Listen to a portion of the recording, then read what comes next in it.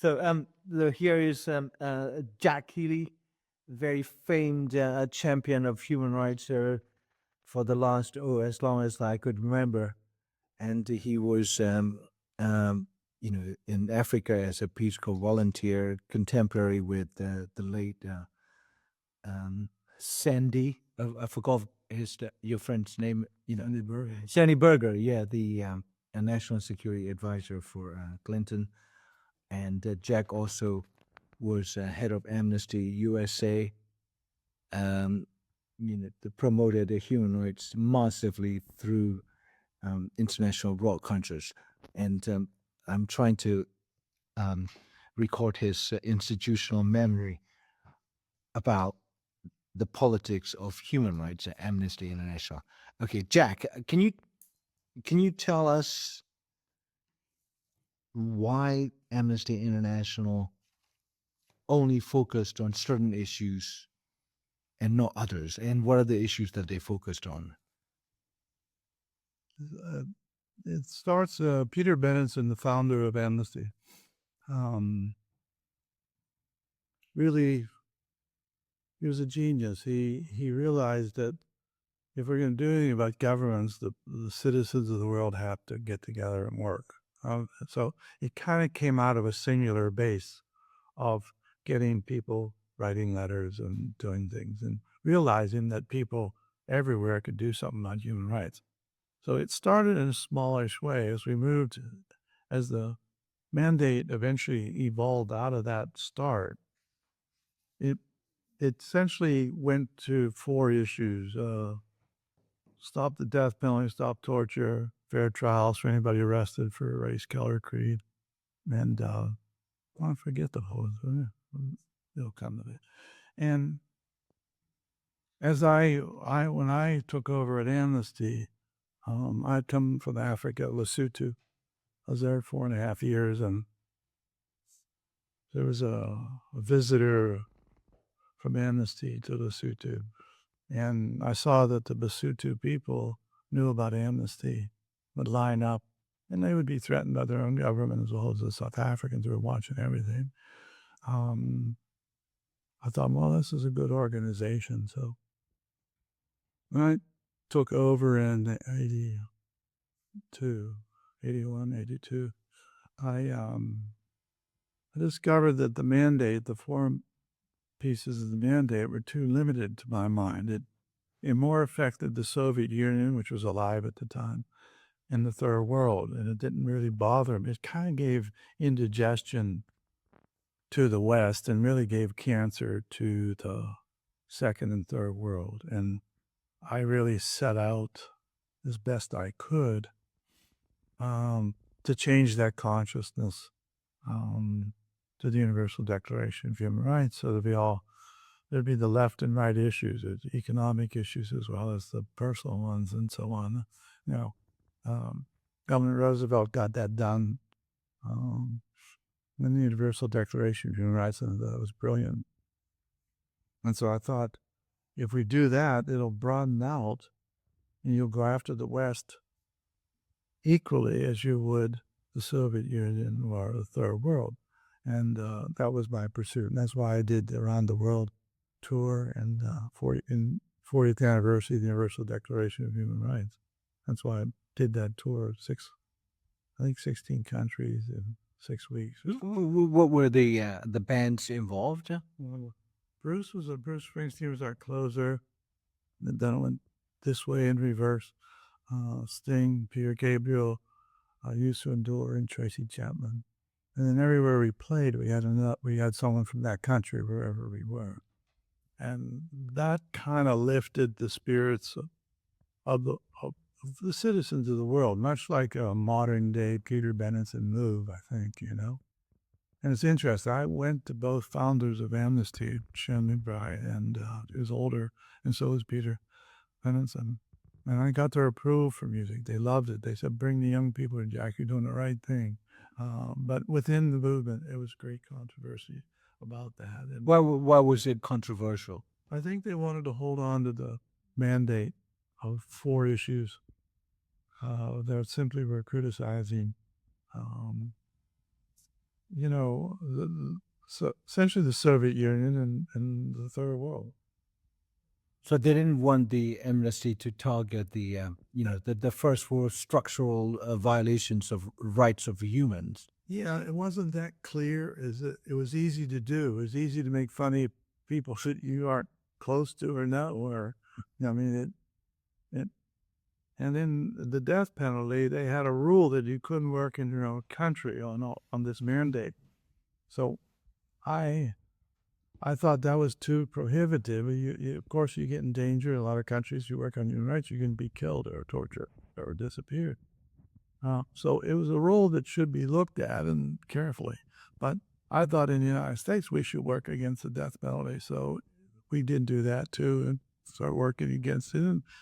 And thank God we've been moving it ever since. I remember in probably the most poignant one was in Japan in about 1990. It was on the floor. If you were heterosexual and you were arrested for advocacy, you could become a prisoner of conscience.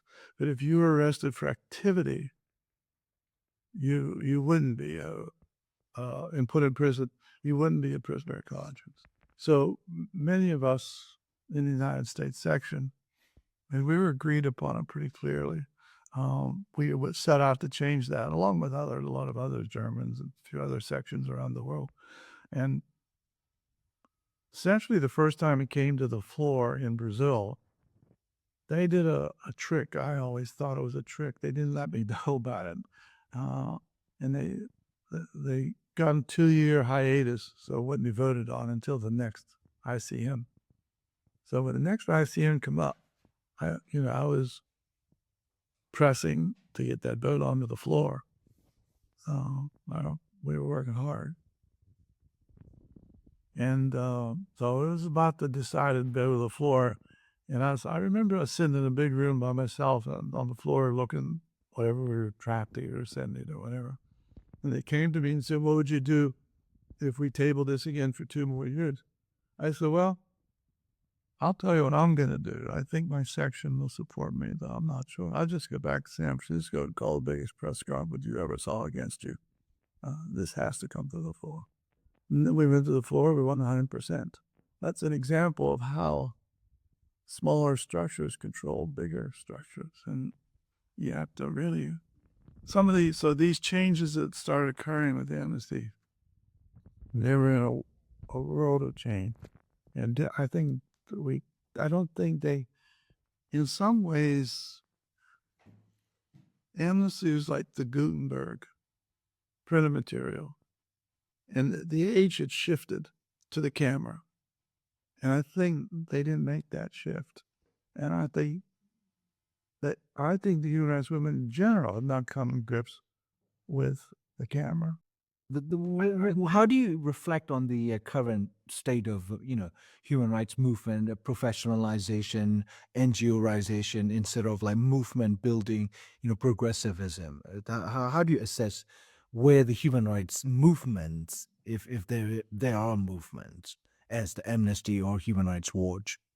I think there's a large surge in the West to the right, and I think it's very dangerous for human rights. And almost, in fact, there's an effort now within the United States in the State Department, with Secretary Pompeo and John Bolton, to rewrite to rewrite what human rights is to Americans.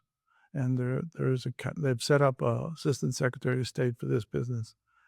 And of course, I'm opposing that, but I think that's a dangerous trend because human rights are known, or they're clear in the Universal Declaration of Human Rights.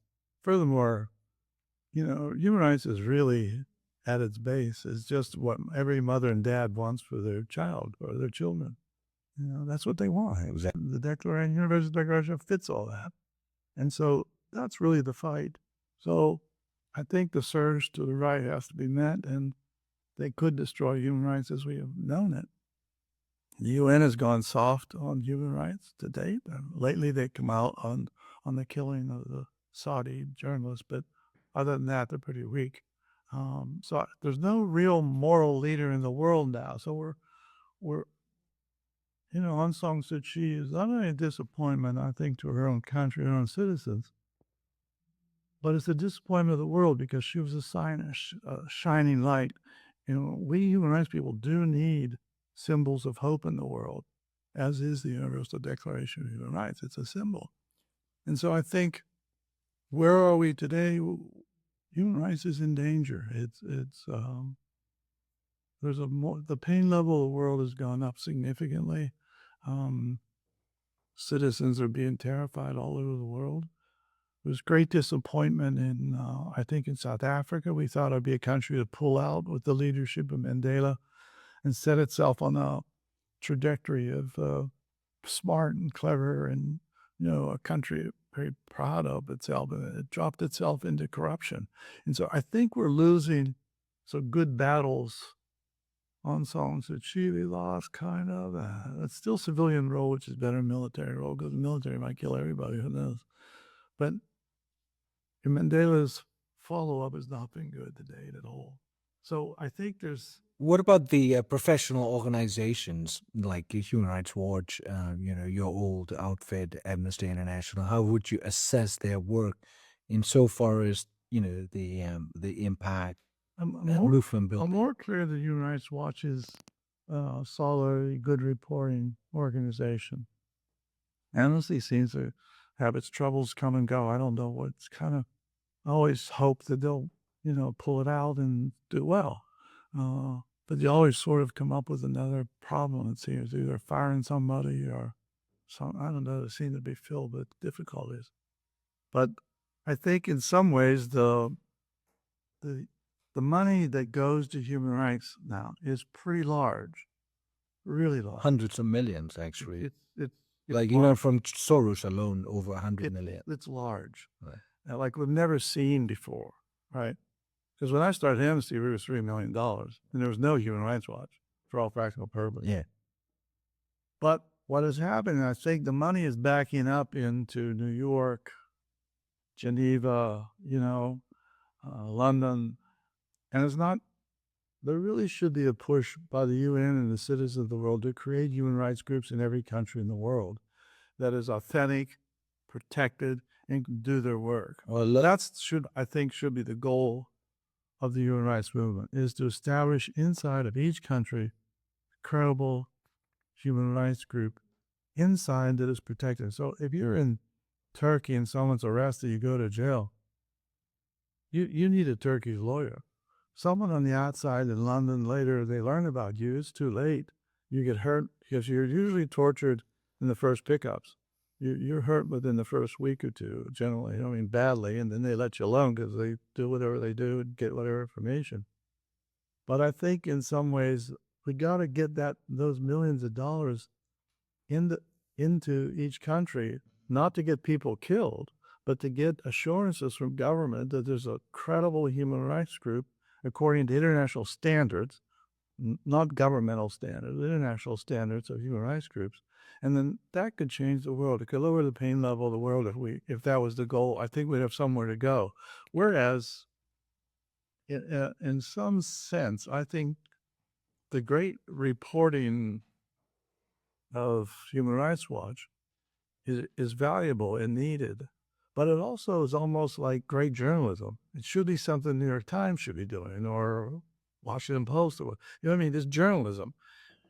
And the journalism's never really convinced the movement to get going. So we gotta ascertain that we're in a weak position now and sort of rebuild the movement, find some symbols of hope and create those times where we fight back this right-wing surge against human rights.